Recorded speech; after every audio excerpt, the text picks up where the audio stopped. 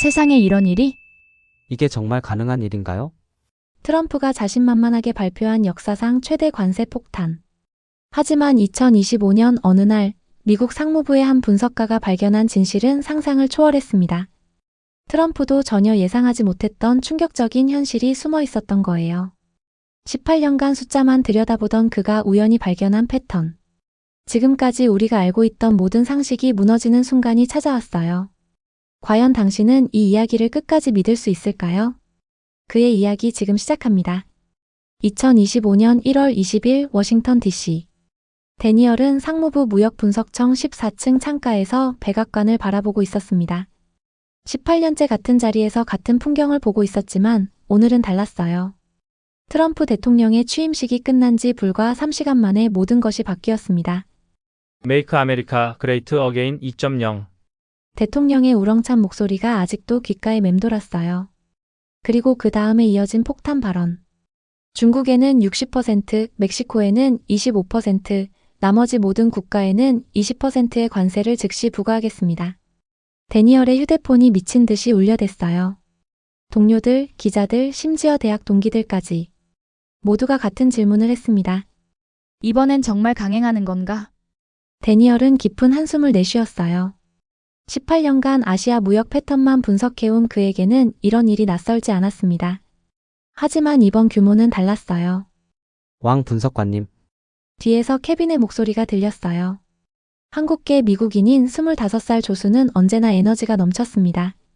중국에서 벌써 반응이 왔어요. 히토류 수출 완전 중단이래요. 데니얼은 고개를 끄덕였어요. 예상했던 일이었습니다. 멕시코는? 국경 봉쇄를 검토 중이라고 하고요. 캐나다는 에너지 수출 제한을 고려한다고 발표했어요. 역시 예상 범위 아니었어요. 데니얼은 컴퓨터 화면을 켰습니다. 각국의 반응을 실시간으로 정리해야 했어요. 중국 히토류 금수 조치 발표, 멕시코 국경 봉쇄 위협, 캐나다 에너지 수출 제한 검토, 일본 긴급 경제회의 소집, 독일 WTO 제소 준비. 그런데 이상했어요. 한 나라가 빠져 있었습니다. 케빈, 한국 반응은 어때? 케빈이 여러 화면을 뒤적거렸어요. 아직 공식 발표가 없어요. 좀 이상하네요. 데니얼의 미간이 찌푸려졌어요. 한국은 미국의 5대 무역 파트너 중 하나였습니다. 20% 관세면 수십억 달러 규모의 타격인데 조용할 리가 없었어요. 점심시간이 되자 소피아가 사무실로 들어왔습니다.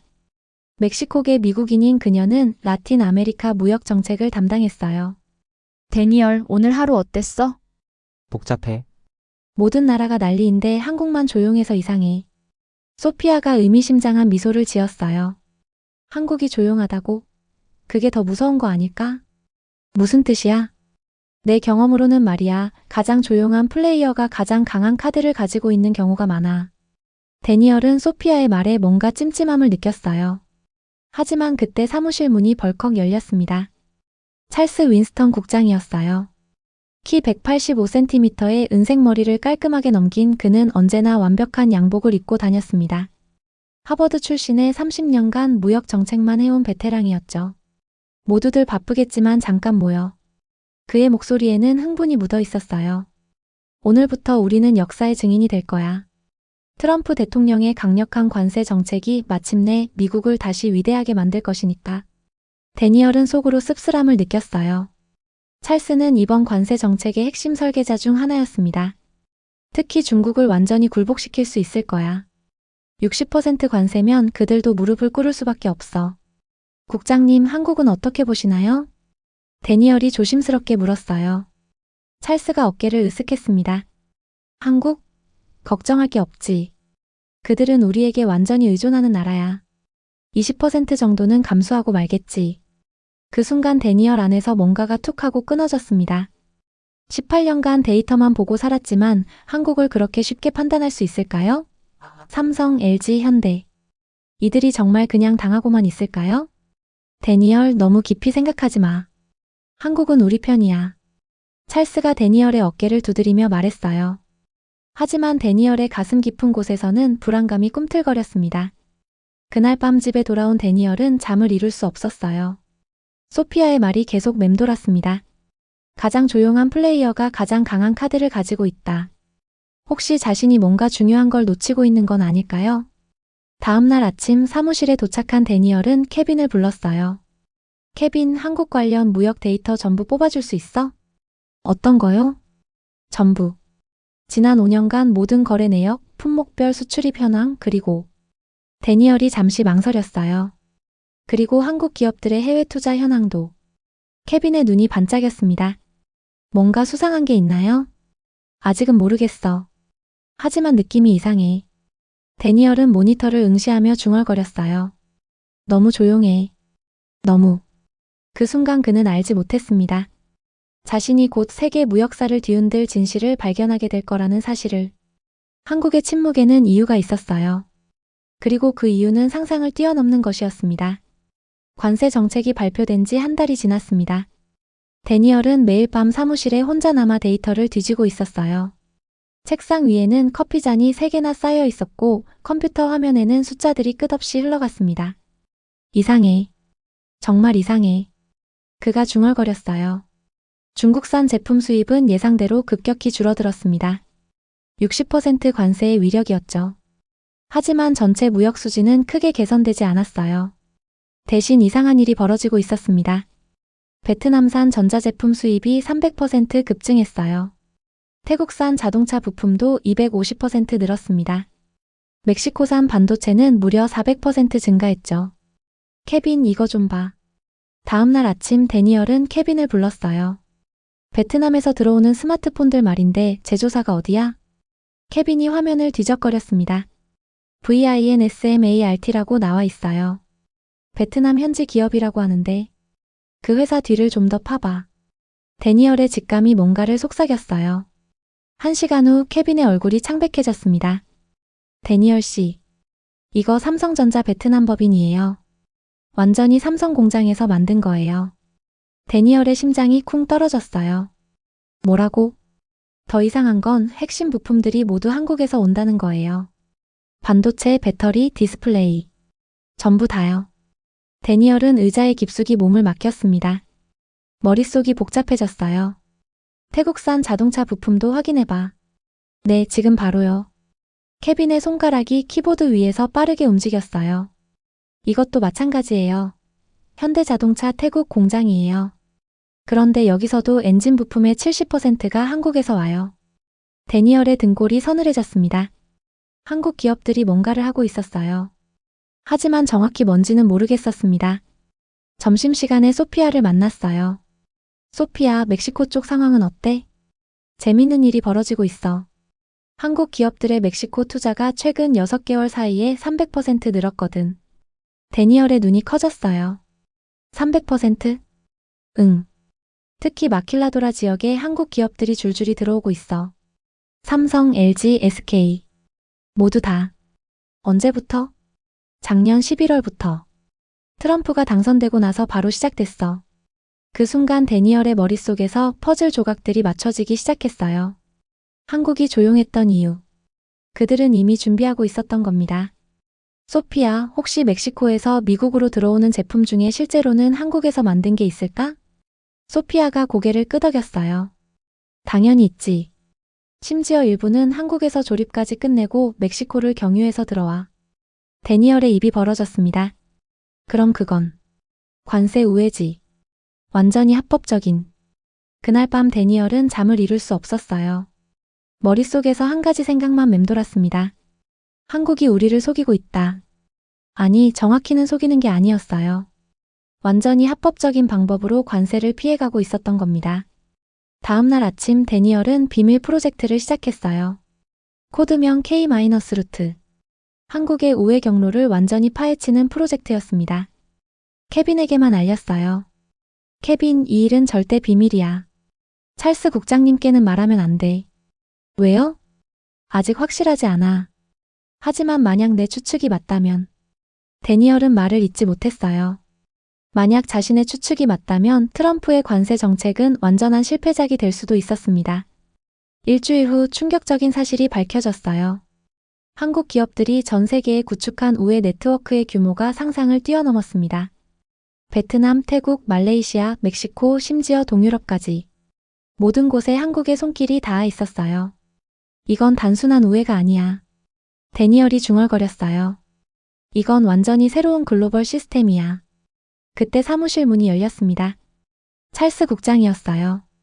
데니얼, 요즘 뭘 하고 있나? 순간 데니얼의 심장이 빨라졌어요. 일상적인 무역 분석입니다. 한국 관련해서 뭔가 특별한 게 있나? 찰스의 눈빛이 날카로웠어요. 아니요, 별다른 건 없습니다.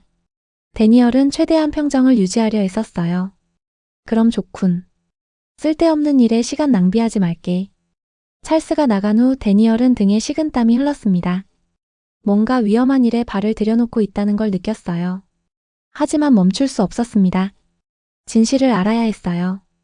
한국이 정말 무엇을 하고 있는지, 그리고 미국이 얼마나 큰 실수를 저지르고 있는지. 그날 밤 데니얼은 컴퓨터 화면 앞에 앉아 한국 지도를 바라봤어요. 작은 나라였습니다. 하지만 그 작은 나라가 전 세계를 상대로 거대한 게임을 벌이고 있었어요. 그리고 지금까지는 한국이 이기고 있었습니다. 이제 시작이야. 데니얼이 키보드에 손을 올렸어요. K-루트 프로젝트의 진짜 조사가 시작되는 순간이었습니다. 데니얼 씨, 이거 진짜 우연의 일치일까요? 케빈이 흥미진진한 표정으로 화면을 가리켰어요. 데니얼은 케빈이 발견한 데이터를 보고 입을 다물 수 없었습니다. BTS 콘서트가 열린 도시들의 한국 제품 판매량이 평균 40% 급증한 거예요. 이건 단순한 우연이 아니야. 데니얼의 목소리가 떨렸어요. 지난 한 달 동안 K-루트 프로젝트를 진행하면서 한국의 무역 우회 경로만 추적했는데 이제 완전히 새로운 차원이 보이기 시작했습니다. 케빈, 넷플릭스 시청 데이터도 구해볼 수 있어? 어떤 거요? 한국 드라마 시청률하고 해당 지역 한국 제품 수입량. 케빈의 눈이 반짝였어요. 오, 그거 재밌겠는데요? 이틀 후 결과가 나왔습니다. 충격이었어요.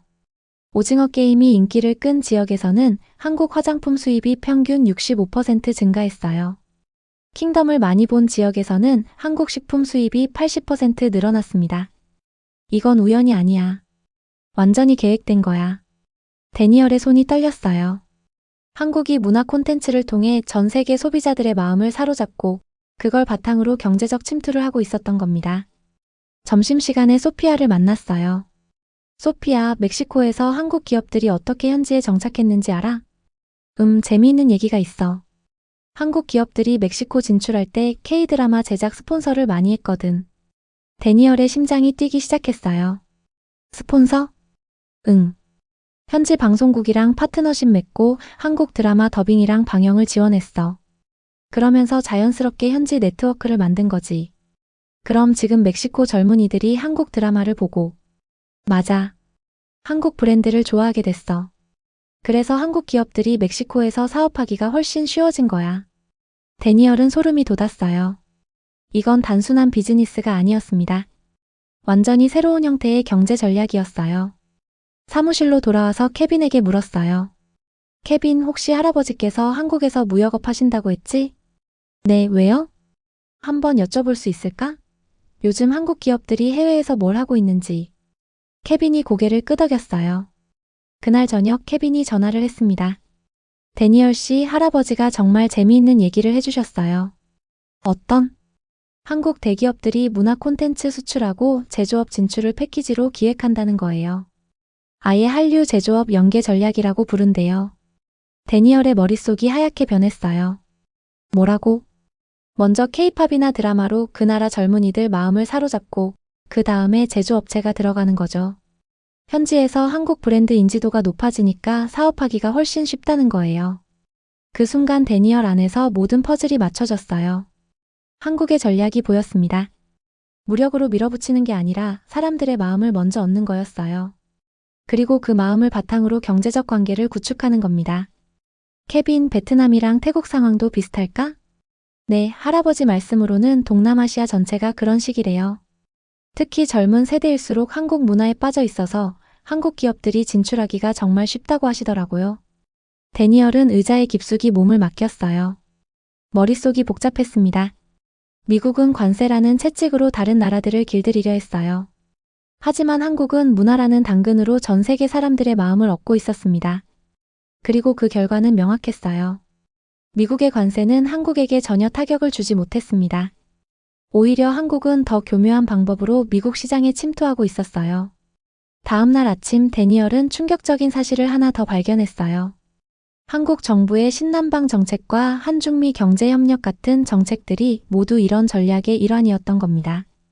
겉으로는 단순한 경제협력으로 보였지만 실제로는 관세 우회를 위한 거점 확보 전략이었어요. 이건 전쟁이야. 데니얼이 중얼거렸어요. 하지만 총이나 대포를 쓰는 전쟁이 아니라 문화와 감정을 무기로 하는 전쟁이야. 그때 사무실 문이 열렸어요. 찰스 국장이었습니다. 데니얼, 요즘 야근이 많다던데. 데니얼의 심장이 빨라졌어요. 네, 데이터 분석이 복잡해서요. 찰스가 데니얼의 컴퓨터 화면을 슬쩍 봤어요. 다행히 한국 관련 자료는 다른 창에 숨겨놨습니다. 너무 과로하지 말게. 그리고 찰스가 잠시 멈췄어요. 혹시 한국 관련해서 뭔가 특별한 분석을 하고 있나? 아니요, 그냥 일상적인 무역 통계 정리입니다. 그럼 좋군. 쓸데없는 일에 너무 깊이 들어가지 말게. 찰스가 나간 후 데니얼은 식은땀을 흘렸어요. 뭔가 위험한 상황이 다가오고 있다는 걸 느꼈습니다. 하지만 멈출 수 없었어요. 이제 한국의 진짜 모습이 보이기 시작했거든요. 작지만 똑똑한 나라. 힘으로는 이길 수 없으니까 머리를 쓰는 나라. 그리고 전 세계 사람들의 마음을 사로잡는 방법을 아는 나라. 이제 세상에 알려야 해. 데니얼이 결심했어요. 진실을 말이야. 조지타운 대학교 외교대학원. 데니얼은 발표 전날 밤 호텔 방에서 마지막 점검을 하고 있었어요. 손이 떨렸습니다. 3개월 동안의 조사 결과가 모두 담긴 자료였어요. 한국의 놀라운 우회 전략, 문화와 경제의 융합, 그리고 미국 관세 정책의 치명적 허점까지. 전화벨이 울렸어요. 찰스 국장이었습니다. 데니얼, 내일 발표 취소해. 데니얼의 심장이 얼어붙었어요. 왜요? 내 경력을 생각해서 하는 말이야. 이런 발표는 너에게 도움이 안 돼. 찰스의 목소리는 차갑고 위협적이었어요. 하지만 이건 진실입니다. 진실? 네가 뭘 안다고? 전화가 끊어졌어요. 데니얼은 손이 덜덜 떨렸습니다. 하지만 물러설 수 없었어요. 다음 날 아침 소피아와 케빈이 호텔로 찾아왔어요. 데니얼 괜찮아? 소피아의 얼굴에 걱정이 가득했어요. 솔직히 무서워. 하지만 해야 해. 케빈이 새로운 데이터를 건넸어요. 할아버지가 마지막으로 알려주신 거예요. 한국의 우회 무역 규모가 연간 1200억 달러래요. 데니얼의 입이 벌어졌어요. 1200억 달러? 네. 이건 정말 엄청난 숫자예요. 조지타운 강당은 사람들로 가득 찼어요. 무역 전문가, 정책 입안자, 언론인들이 모여 있었습니다. 데니얼이 연단에 섰을 때 심장이 터질 것 같았어요. 안녕하세요. 저는 미국 상무부 데니얼 왕입니다. 목소리가 떨렸어요. 오늘 여러분께 충격적인 이야기를 들려드리겠습니다. 첫 번째 슬라이드가 나타났어요. 위대한 관세 회피 한국이 어떻게 글로벌 무역 규칙을 다시 썼는가? 청중들 사이에서 웅성거림이 일었어요. 트럼프 대통령의 관세 정책이 발표된 후 우리는 중국을 굴복시킬 수 있다고 생각했습니다. 데니얼이 말을 이었어요. 하지만 우리가 놓친 게 있었어요. 한국이라는 변수를요. 두 번째 슬라이드에는 놀라운 데이터가 나타났어요. 중국산 수입은 60% 감소했지만 베트남산은 300%, 태국산은 250%, 멕시코산은 400% 증가했다는 그래프였습니다. 그런데 이 제품들을 자세히 들여다보니 데니얼의 목소리에 힘이 들어갔어요. 모두 한국 기업이 만든 것들이었습니다. 강당이 순식간에 조용해졌어요. 한국은 우리가 관세를 부과하기 전에 이미 준비하고 있었어요. 동남아시아, 멕시코, 동유럽의 거대한 우회 네트워크를 구축한 겁니다. 세 번째 슬라이드는 더욱 충격적이었어요. 한국 드라마 시청률과 한국 제품 수입량의 상관관계를 보여주는 그래프였습니다. 더 놀라운 건 이겁니다. 한국은 K-팝과 드라마로 먼저 사람들의 마음을 사로잡았어요. 그리고 그 기반 위에서 경제적 침투를 시작한 겁니다. 청중석에서 누군가 숨을 크게 들이마시는 소리가 들렸어요. BTS 콘서트가 열린 도시에서는 한국 제품 판매가 40% 증가했습니다. 오징어 게임을 많이 본 지역에서는 한국 화장품 수입이 65% 늘어났어요. 데니얼의 목소리가 점점 힘을 얻었어요. 이건 단순한 무역이 아닙니다. 완전히 새로운 형태의 경제 전략이에요. 네 번째 슬라이드에는 세계 지도가 나타났어요. 한국을 중심으로 뻗어나가는 거미줄 같은 네트워크였습니다. 한국은 연간 1,200억 달러 규모의 우회 무역을 하고 있습니다. 이는 우리 관세 정책을 완전히 무력화시키는 수준이에요. 강당 뒤편에서 누군가 일어나 나가는 모습이 보였어요. 우리는 한국을 작고 순종적인 나라로 생각했습니다. 하지만 그들은 우리보다 훨씬 똑똑했어요. 데니얼의 마지막 슬라이드였어요. 누가 진짜 승자인가? 라는 제목 아래 미국과 한국의 무역 성과 비교표가 나타났습니다. 미국은 채찍을 들었지만 한국은 당근을 준비했습니다. 그리고 지금까지는 한국이 이기고 있어요. 발표가 끝나자 강당은 완전히 조용해졌어요. 그러다가 갑자기 격렬한 질문 세례가 쏟아졌습니다. 정말 확실한 데이터입니까? 한국 정부가 의도적으로 한 일인가요? 이것이 미국의 위협이 될까요? 데니얼은 차분하게 하나씩 답했어요. 그런데 마지막 질문이 가슴을 찔렀습니다. 왕 분석관, 당신은 중국계 미국인인데 혹시 편향된 시각은 아닙니까? 순간 데니얼의 마음이 움츠러들었어요. 하지만 곧 다시 힘을 냈습니다. 저는 18년간 데이터만 믿고 살아온 분석가입니다. 데이터는 거짓말하지 않아요. 발표가 끝난 후 데니얼은 연단을 내려오며 떨리는 다리를 느꼈어요. 해냈습니다. 마침내 진실을 세상에 알렸어요. 그런데 강당 입구에서 찰스 국장이 기다리고 있었어요. 그의 얼굴은 차가웠습니다. 데니얼, 사무실로 돌아가자. 데니얼은 등줄기가 서늘해졌어요. 하지만 후회하지 않았습니다. 진실은 이미 세상에 나왔거든요. 이제 세계가 한국을 다른 눈으로 볼 겁니다. 작지만 똑똑한 나라. 조용하지만 강력한 나라. 그리고 미국도 인정해야 할 상대라는 걸 말이에요. 발표가 끝난 지 일주일. 세상이 뒤바뀌었어요. 데니얼의 발표는 전 세계 언론의 톱뉴스가 되었습니다.